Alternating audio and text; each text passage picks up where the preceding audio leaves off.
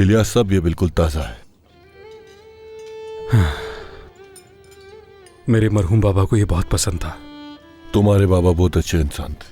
वो अक्सर यहाँ आ जाते थे, अपने दोस्तों के साथ बैठकर काफी देर बातें करते थे। कभी नहीं देखा मैंने कि उनका किसी से झगड़ा हुआ हो। हर एक से प्यार करते थे और इज्जत से मिलते थे। जानता हूं भाई, मैं बहुत अच्छी तरह जानता हूं। अल्लाह उनकी मग़फ़िरत फरमाए। तुम खुशकिस्मत हो कि उनके बेटे हो जिम। तुमसे बहुत खुश थे, बहुत तारीफ करते थे तुम्हारी। इजाजत दे अब मुझे। बहुत बहुत शुक्रिया आपका।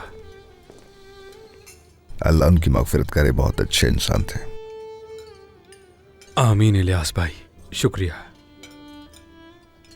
आतिफ ने जो कुछ तुम्हारे साथ किया जानता हूं मैं जिम।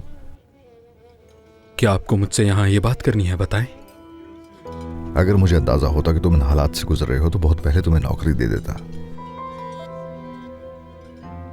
क्यों नहीं आए तुम पहले मेरे पास बेटे? आतिफ किस कदर घटिया इंसान है मुझसे बेहतर कौन जानता है। क्या कह सकता हूं भाई, आतिफ की उस वक्त हर जगह जान पहचान थी, किसी ने जॉब नहीं दी मुझे।